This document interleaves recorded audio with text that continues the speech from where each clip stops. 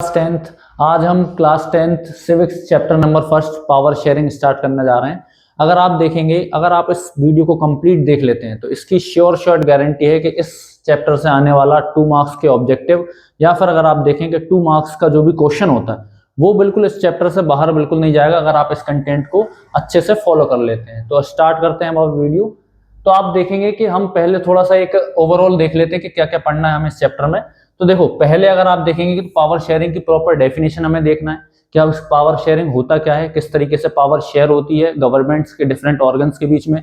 फिर हमें देखना है कि भाई एग्जांपल, इस बुक में अगर आप देखें तो 2 एग्जांपल के रूप में बहुत अच्छे से समझाया गया है कि भाई जिस कंट्री ने पावर शेयरिंग की है अपनी कंट्री में, ठीक है, जिनने अगर आप देखें डिफरेंट ग्रुप्स जो वहां पे एथनिक कम्युनिटीज रह रही हैं उनके बीच में पावर शेयर की है, तो वहां पे हमें बहुत अच्छा वेल सिस्टम देखने को मिल रहा है, वहां पे हमें हार्मनी देखने को मिल रही है। लेकिन वहीं पे अगर दूसरी जगह आप देखें कि ऐसी कंट्रीज जिसने पावर शेयरिंग अगर अपने ऑर्गन्स डिफरेंट गवर्नमेंट के ऑर्गन्स में पावर शेयरिंग नहीं की है, तो वहां पर आपको देखने को मिलता है कि एक सिविल वॉर जैसी सिचुएशंस अराइज हो जाती है, कॉन्फ्लिक्ट्स देखने को मिलते हैं डिफरेंट ऑर्गन्स के बीच में। ठीक है, तो अगर आप देखें तो ये एग्जाम्पल हो जाएंगे। और उसके बाद देखो, why do we need power sharing.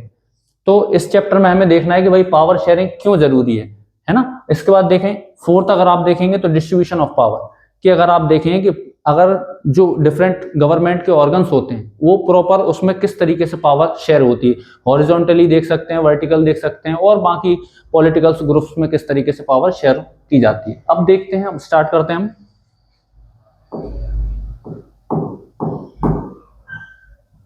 क्या हो रहा है?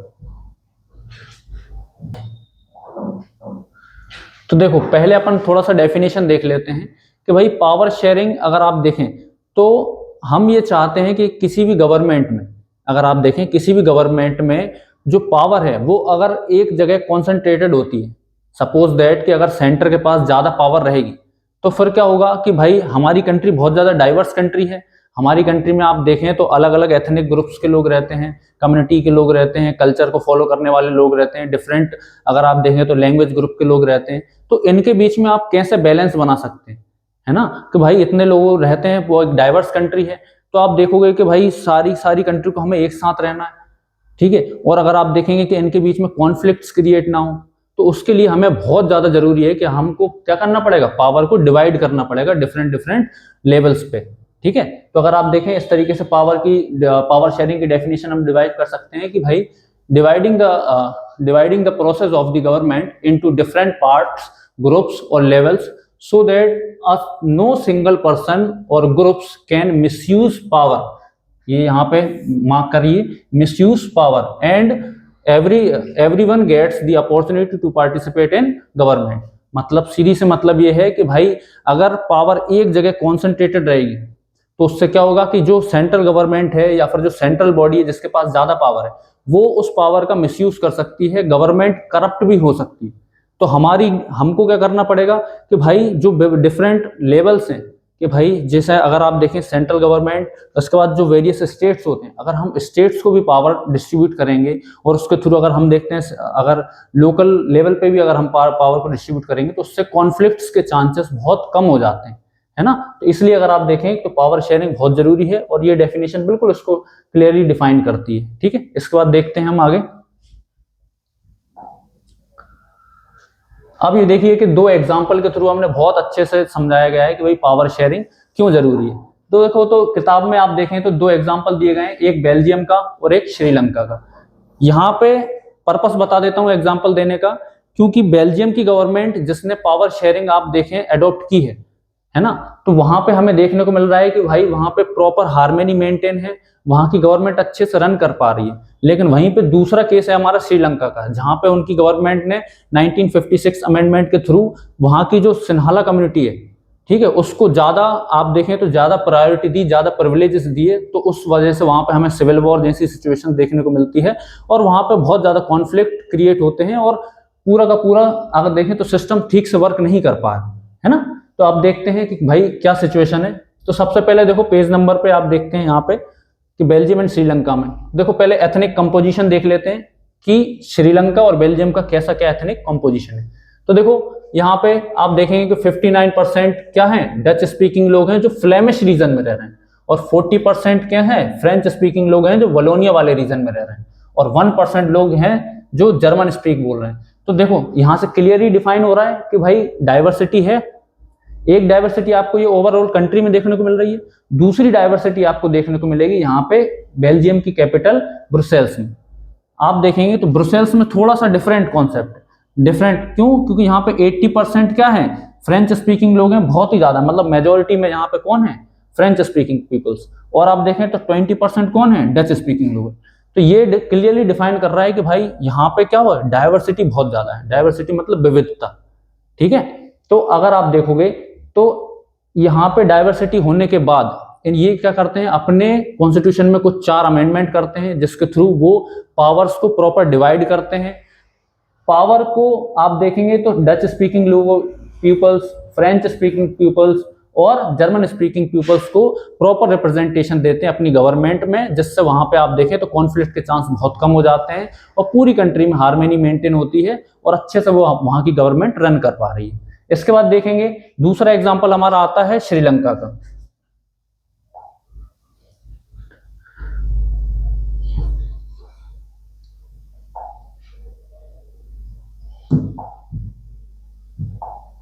देखिए श्रीलंका वाले अगर अपन केस देखें तो यहाँ पे देखो श्रीलंका में मेजोरिटी पॉपुलेशन अगर वहां पे देखें तो सारी की सारी मेजोरिटी पॉपुलेशन क्या है वहां पे सिन्हाला कम्युनिटी।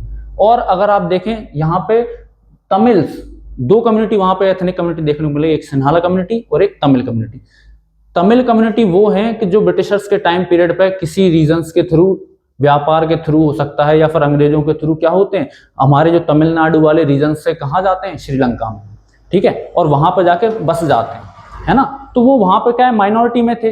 अब माइनॉरिटी में है वहां पे तो क्या होता है कि जो मेन पॉपुलेशन है वहां की सिन्हाला कम्युनिटी, तो वो जो गवर्नमेंट है वो इनके लिए क्या करती है ज्यादा प्रोविजंस देती है। अगर आप देखें तो ज्यादा प्रिविलेज देती है। अगर आप देखें तो ज्यादा प्रायोरिटी दी जा रही है यहाँ पे सिन्हाला कम्युनिटी की। बल्कि जो अगर तमिल कम्युनिटीज है, जो तमिल कम्युनिटीज है वो बहुत माइनॉरिटी में है, लेकिन उनकी आवाज को बिल्कुल गवर्नमेंट के द्वारा इग्नोर ही कर दिया है। तो जब किसी भी रीजन के पीपल्स को आप बिल्कुल ही इग्नोर कर दिए जाओगे, ठीक है, उनके साथ अनफेयर ट्रीट करोगे, इक्वालिटी नहीं रखोगे, तो फिर वहां पर क्या होंगे कॉन्फ्लिक्ट्स क्रिएट होंगे, ठीक है, लड़ाई वगैरह होगी, है ना। तो अगर ऐसी सिचुएशन में हमें क्या देखने को मिलेगी सिविल वॉर जैसी सिचुएशन देखने को मिलेगी। तो वही है कि हमने फिर इसके बाद आप देखेंगे कि श्रीलंका में सिविल वॉर देखने को मिल रही है। और ये क्वेश्चन आपको एमपी बोर्ड में 2025 रिसेंटली पूछा गया है कि भाई सिविल वॉर क्या होती है, ठीक है, तो हम उसको भी डिफाइन कर लेते हैं।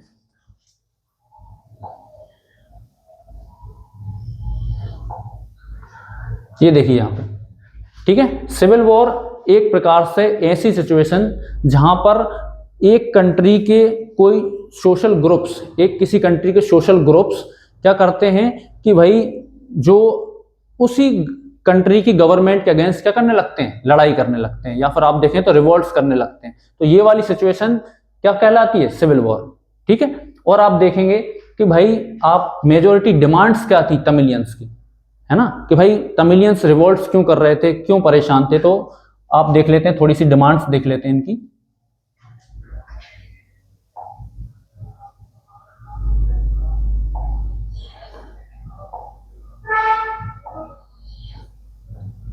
ये देखिए डिमांड्स, आप देखो कि भाई जो डच, एक मिनट, ये है अपना, थोड़ा रुकना,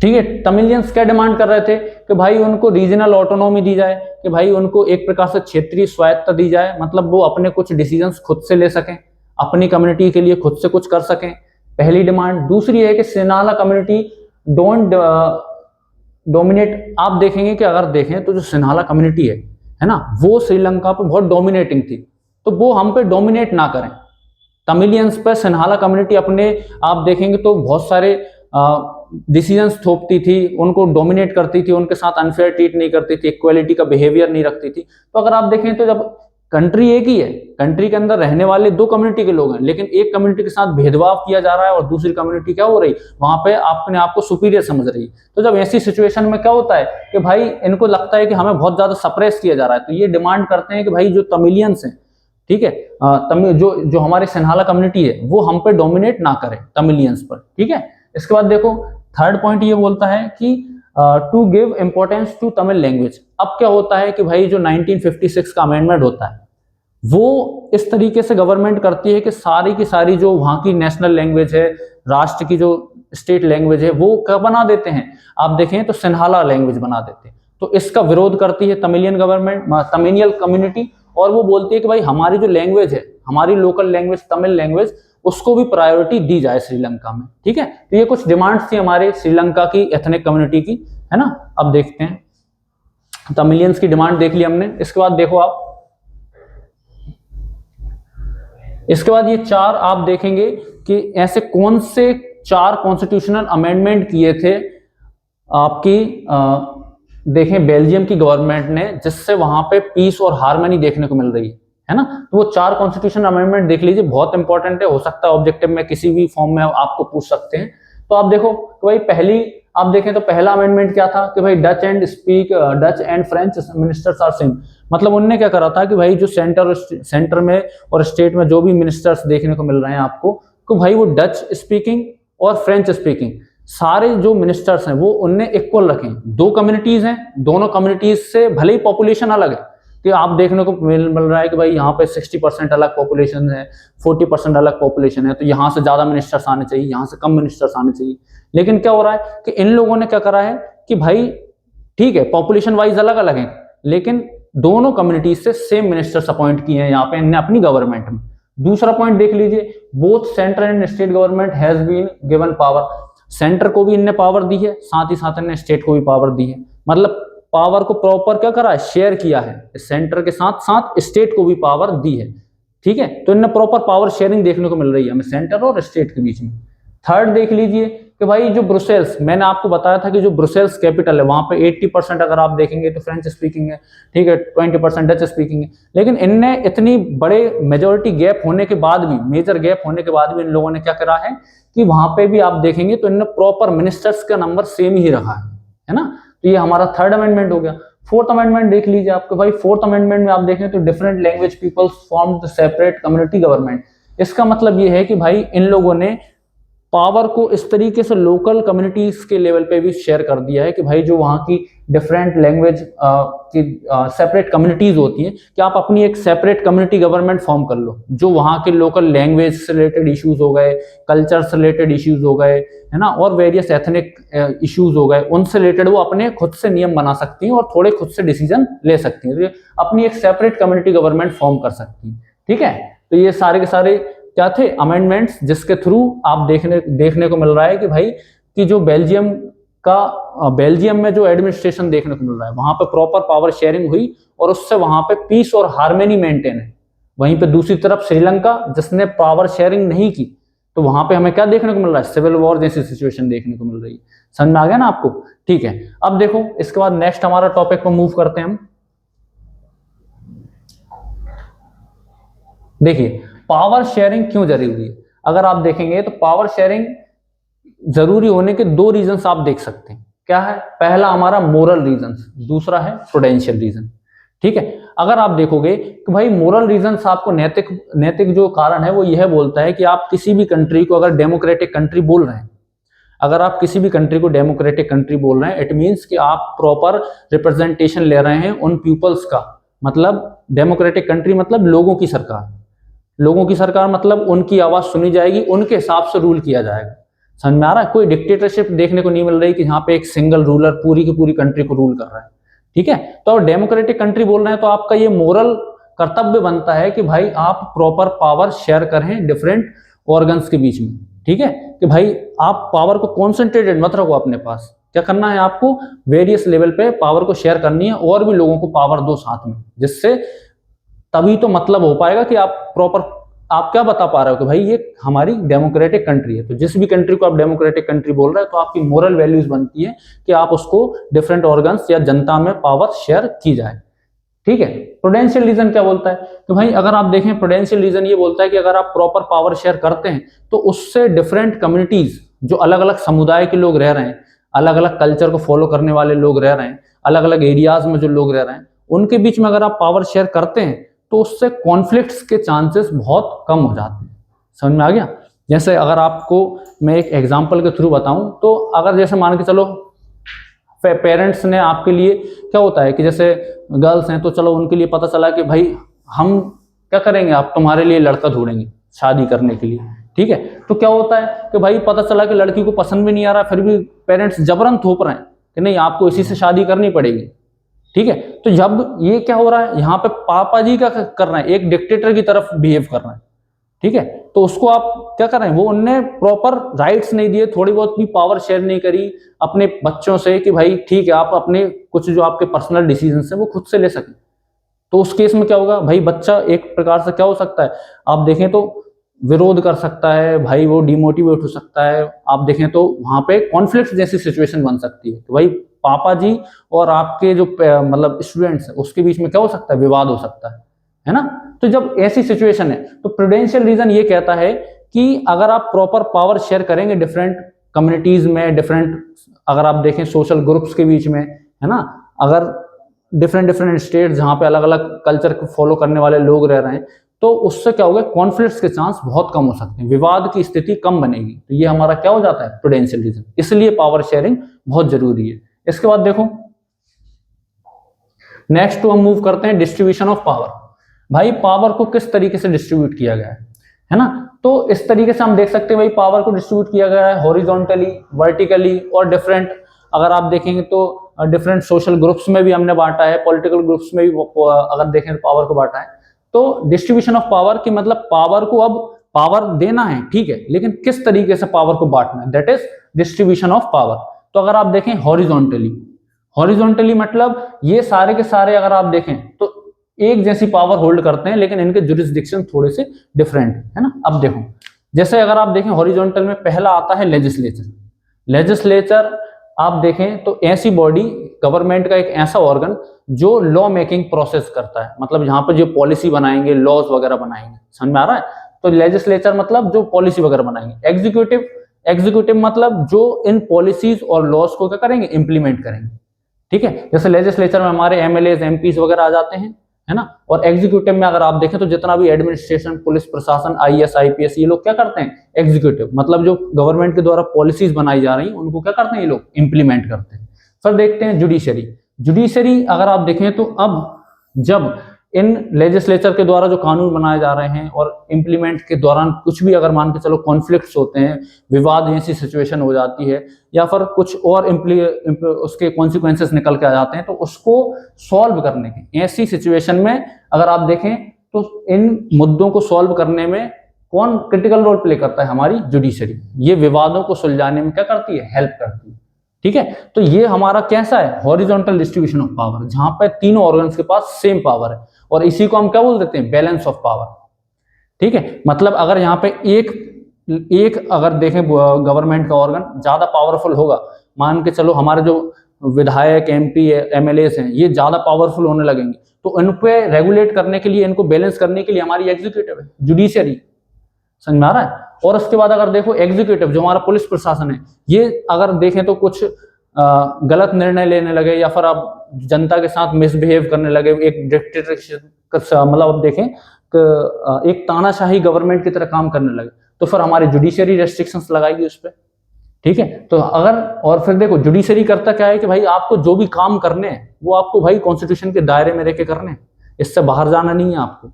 तो जो भी प्रशासन चलेगा वो सारा का सारा कॉन्स्टिट्यूशन के अकॉर्डिंग चलेगा, ठीक है। और अगर जुडिशरी हमारे कॉन्स्टिट्यूशन से बाहर जाके कुछ काम करने लगती है तो फिर उसको बैलेंस करने का काम हमारा लेजिस्लेचर और एग्जीक्यूटिव का।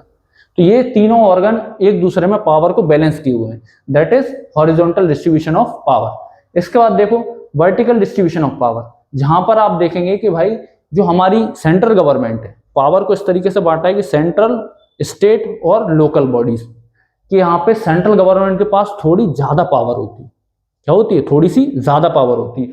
और इसके बाद पावर को सेंट्रल गवर्नमेंट थोड़ी पावर फिर स्टेट के साथ शेयर कर ले रही है यहाँ पे, है ना। और स्टेट के साथ थोड़ी पावर फिर लोकल गवर्नमेंट, है ना। अगर आप देखेंगे तो लोकल गवर्नमेंट से पावर इसलिए शेयर कर रहे हैं क्योंकि जो लोकल पीपल्स होते हैं गांव इलाके में या फिर छोटे शहरों में जो रहने वाले लोग होते हैं, ठीक है, वो वहां की समस्याएं बहुत अच्छे से जानते हैं, अच्छे से उसको ऑब्जर्व कर पाते हैं, उसके अगेंस्ट अच्छे से स्टांस ले सकते हैं। इसलिए अगर आप देखें तो सेंट्रल गवर्नमेंट, स्टेट गवर्नमेंट, और फिर हमने कुछ पावर लोकल लेवल पे भी बांटी है, क्योंकि अच्छे से चीजें मैनेज हो सके, है ना। क्योंकि आप जितनी ज्यादा पावर बांटोगे उतना ज्यादा आपका जो काम है बहुत ज्यादा एफिशिएंटली काम हो पाएगा। समझ में आ रहा है? क्योंकि जैसे अगर आप देखें कि भाई कुछ भी फंक्शन हो रहा है हमारे घर में, कुछ भी फंक्शन हो रहा है, तो उसमें क्या होता है कि आप देखते हैं कि भाई दादाजी हैं, दादाजी को आप as a central government consider कर सकते हैं। तो भाई उनने थोड़ा सा काम बांट दिया अपने, क्या बोलते हैं, बड़े पापा चाचा वगैरह में इनमें बांट दिया, है ना। तो वो हमारी स्टेट गवर्नमेंट मान लीजिए, ठीक है, उससे काम थोड़ा सा हेल्प मिलेगी ना। और फिर मान के चलो आप जो हमारी जनरेशन, छोटे बच्चे लोग, पापा ने क्या हुआ, हमको भी काम दे दिया, तो ये हमारी लोकल गवर्नमेंट हो गई। अब तीनों क्या हो सकते हैं भाई, अपने अपने हिसाब से थोड़ा थोड़ा काम कर सकते हैं, इनको थोड़े थोड़े राइट्स हैं कि ये अपने हिसाब से डिसीजन ले सकते हैं। इससे क्या हो रहा, कॉन्फ्लिक्ट्स के चांस कम हो रहे हैं, ऊपर से एफिशिएंसी बढ़ रही है। समझ में आ रहा है?